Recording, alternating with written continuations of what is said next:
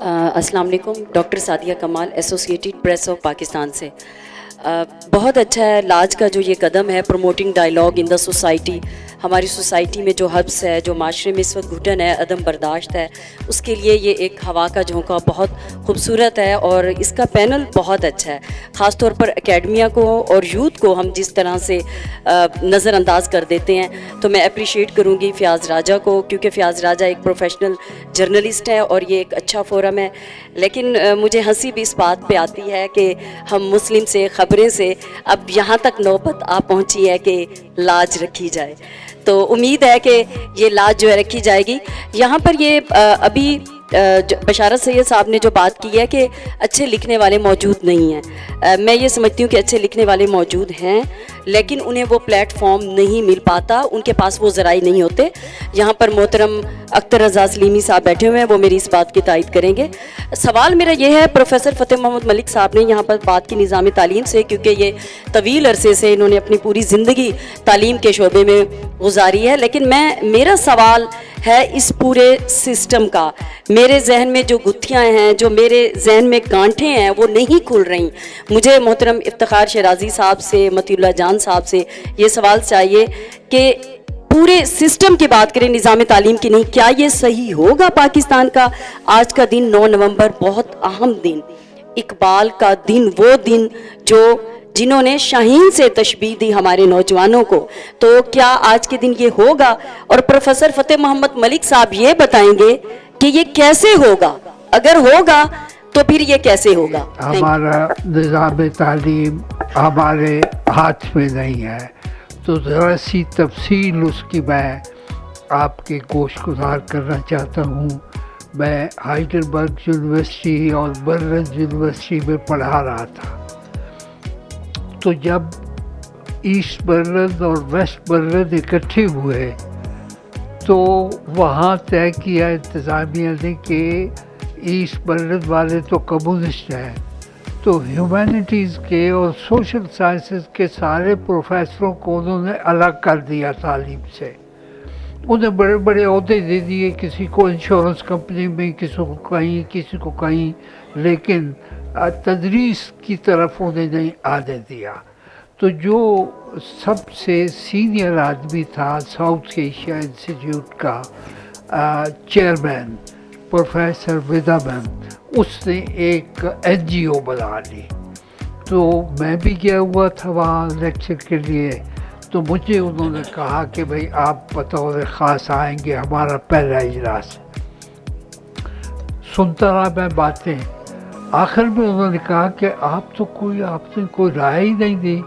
میں نے کہا میں نے رائے اس لیے نہیں دی کہ مجھے یہ آپ کا جو سارا پروجیکٹ ہے یہ ناکام ہوتا نظر آ رہا ہے, کیونکہ آپ کا اولی مقصد آپ نے یہ بتایا اس تنظیم کا کہ ہندوستان اور پاکستان ان کا پرائمری سے لے کے میٹرک تک کا نصاب تعلیم ایک کر دیا جائے. تو میں نے کہا بھائی تاکہ ان کے ہیروز بھی ایک ہوں, ولنز بھی ایک ہوں. تو میں نے کہا بھائی کون ہندو اورنگزیب کو اپنا ولن مانے گا, کون مسلمان شیواجی کو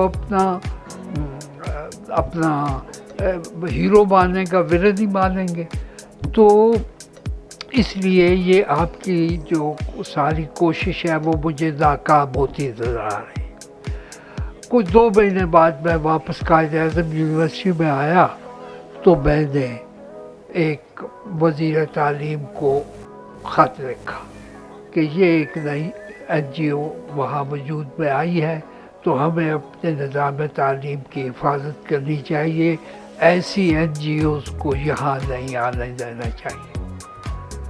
خط مل گیا انہیں, لیکن وہ بھی میرے کیمل پور کے زمانے کے میں جب وہاں پڑھتا تھا تو وہ میٹرک میں پڑھ رہے تھے. اس زمانے میں وہ میجر جنرل بن گئے تھے اور وزیر تعلیم تھے. تو انہوں نے کوئی جواب نہیں دیا. میں نے فون کیا, کہنے لگا وہ میں نے سیکشن آفیسر کو دے دیا تھا, وہ آپ کو بتا دیں گے, کوئی ایسی خاص بات نہیں ہے. تو انہیں کوئی خاص بات نظر نہیں آئی. اب یہ ہے کہ این جی اوز ہی این جی اوز ہر طرف ہے، اور یہ جو نئی این جی او بنی ہے تو مجھے دل سے دعا نکلتی ہے کہ یہ قومی این جی او ہو. ایسا نہ ہو کہ اس طرح کی این جی او بن جائے جیسی این جی او سرگرم کار ہیں ہمارے یہاں. ہمارا سارا نظام جو ہے وہ میرے ناقص رائے میں این جی او نے خراب کر رکھا ہے. تو ہمیں اپنا نظام تعلیم کا، اقتصادیات کا، سیاسیات کا اپنے ہاتھ میں لینا ہے. جب اپنے ہاتھ میں آپ لیں گے تو بہت جلدی ہو جائے گا وہ مقصد حاصل کہ جو اصل میں ہمارے سامنے ہے اور جس کی خاطر ہم یوم اقبال مناتے ہیں. آزادی اظہار رائے ہے یا پریس فریڈم کا انڈیکس جسے ہم کہتے ہیں جی، ہم دنیا کے ان ملکوں میں ہیں جہاں ہمارا نمبر آخری پہ 140-45 پہ آ رہا ہے. لیکن میں یہ جو حالیہ جنگ ہے گلف کی اور اسرائیل غزہ کا جو تنازع ہے، اس میں دیکھتا ہوں کہ جو ملک ہمیں سبق دیتے ہیں آزادی اظہار رائے کا، پریس فریڈم کا، ان کے اپنے اندر جو میڈیا ہے جو وہ جس کو کنٹرول کر رہے ہیں، جتنی سینسرشپ ان پچھلے 1 مہینے کے دوران اس میں سامنے آئی ہے، میں یہ سمجھتا ہوں کہ اس کا اگر درجہ کیا جائے تو وہ تو شاید ہمارا جو 140واں نمبر آتا ہے تو ان کا آخری ہوگا. کیونکہ آج مطیلہ جان صاحب، میں آپ کو مثال دوں کہ میں نے فیس بک پہ ایک ڈاکٹر فرزانہ باری نے مظاہرہ کیا نیشنل پریس کلب، تو میرے ہاتھ میں انہوں نے ایک بینر تھما دیا تھا جس پہ لکھا تھا اسرائیل از کمیٹنگ جینوسائیڈ.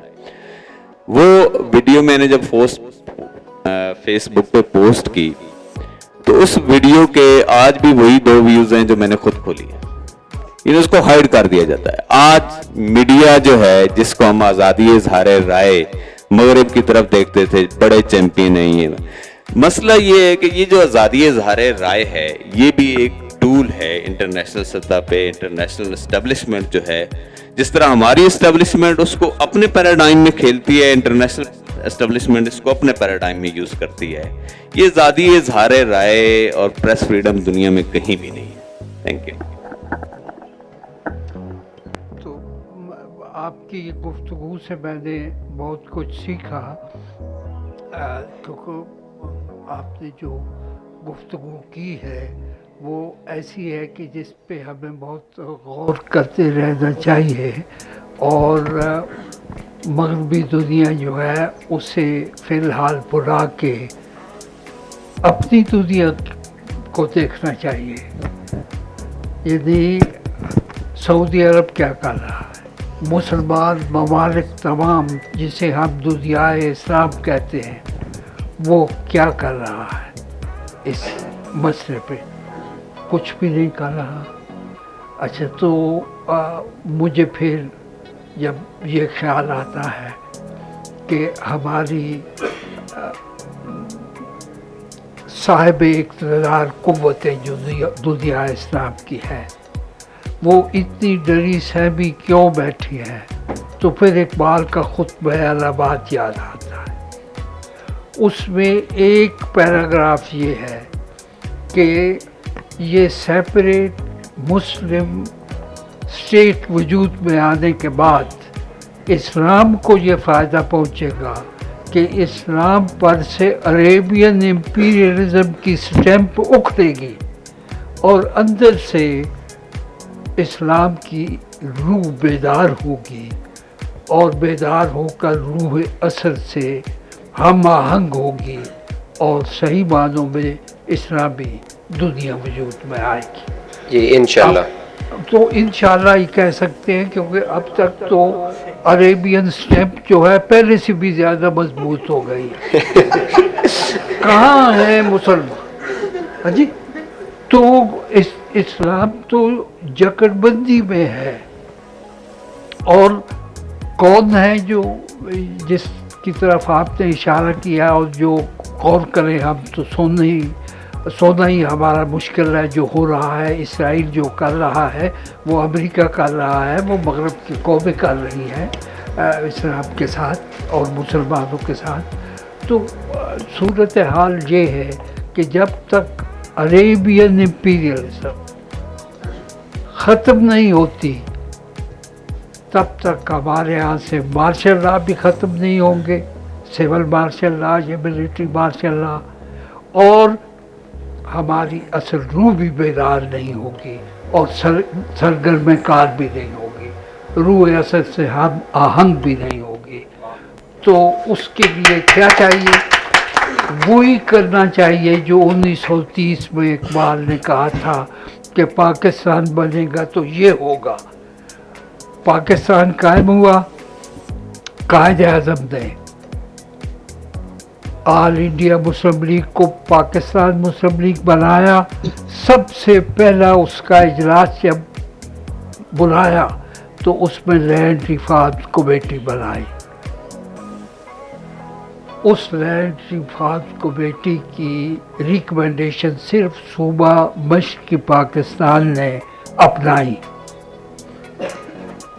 لیاقت علی خان کہتے کہتے شہید ہو گئے کہ بھائی لاہور میں آخری ان کا جو جلسہ تھا اس میں انہوں نے کہا تھا کہ اگر تم اتنی سی زرعی اصلاحات بھی نہیں کرو گے تو ڈرو ہے دولتانو کہ وہ وقت آ جائے گا جب پنجاب کے کسان آپ سے ساری کی ساری زمین چھین لیں گے۔ وہ وقت تو ابھی نہیں آیا، لیکن ہمیں اس سارا جو دورانیہ ہے لیاقت علی خان کی شہادت کے بعد سے لے کے اب تک کا، اسے ایک طرف رکھ کے یہ بات نہیں کرنی چاہیے، زیر بحث لانی نہیں چاہیے کہ کون سی چیز اسلامک ہے، کون سی اسلامک نہیں ہے، کون سی آل انڈیا مسلم لیگ کے منشور میں تھی، کون سی نہیں تھی۔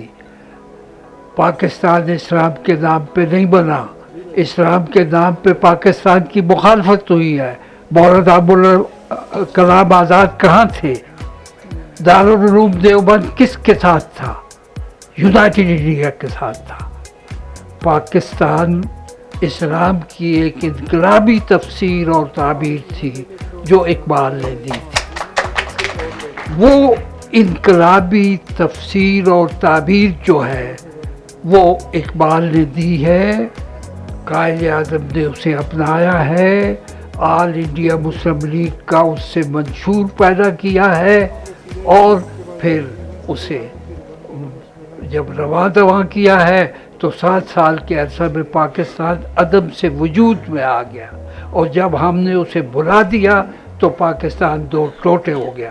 اور اب جو رہ گیا ہے پاکستان، اس کے بارے میں بھی ہمیں حیا بھی نہیں آتی، یہ کہتے کہ کتنے دن رہے گا نہیں رہے گا، وہی رہے گا انشاءاللہ اگر آپ انشاءاللہ صراط مستقیم کی طرف جائیں۔ صراط مستقیم کیا ہے؟ اقبال کا خطبہ الہٰباد اور ڈائریکٹ ایکشن دے۔ اب ہم پڑھاتے ہی نہیں تاریخ، پتہ ہی نہیں تاریخ کا کہ جب کیبنٹ مشن پلان آنا شروع ہوئے، بھئی جب الیکشن ہو گیا، لوگوں نے ووٹ کر دیا تو پاکستان بنائیں اور واپس جائیں۔ لیکن کیوں انگریز واپس نہیں جا رہا تھا؟ وہ اعلان کہہ رہا تھا کہ ہم سب کانٹیننٹ کو یونائٹڈ چھوڑ کے جانا چاہتے ہیں، بعد میں یہ جو مرضی کریں۔ 2 کیبنٹ مشن پلان آئے، ناکام گئے۔ تیسرے کا اعلان ہوا کہ تیسرا آ رہا ہے، تو قائد اعظم نے کہا کہ no more missions, direct action. Direct action day declare ہوا، پورے مسلم انڈیا نے ساتھ دیا، پرامن، کہیں کوئی کسی پہ حملہ نہیں ہوا، کوئی زخمی نہیں ہوا۔ اس دن کی رپورٹ جو اب بھی موجود ہے CID کی، جو یہاں سے گئی تھی لندن، وہ اب ہمارے اس آرکائیو میں بھی موجود ہے۔ اس میں تھا کہ آج کے دن، ڈائریکٹ ایکشن کے دن، ہندوستان کے 2 وائسرائے تھے۔ مسلم انڈیا کا وائسرائے محمد علی جناح تھا، جو یہ کہے گا مسلمان وہی کریں۔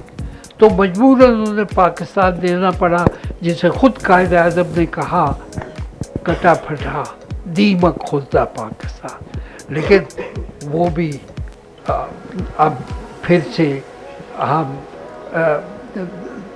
तारीख से हमारी जो क़यादतें हैं वो सबक नहीं सीख रही जी। लेकिन मुझे लगता ये है कि अब ये जो क़यादतें हैं ये क़यादतें नहीं रही। अब अवाम ने अपनी ज़िंदगी, अपनी सियासत अपने हाथ में ले लिया। बिल्कुल क्योंकि सर। जब भी मैं देखता हूँ टेलीविज़न पे मुजाहरे लोगों के, तो उसमें कोई सियासतदान तो नज़र ही नहीं आता। वो लोग खुद ही होते हैं।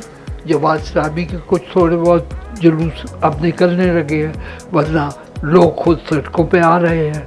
तो लोग अपना मुकद्दर अपने हाथ में लेंगे और इकबाल की रहनुमाई में और कायद-ए-आज़म की हिकमत अमली के साथ पाकिस्तान को असर नौ पाकिस्तान बनाएंगे। इंशाअल्लाह सर। बहुत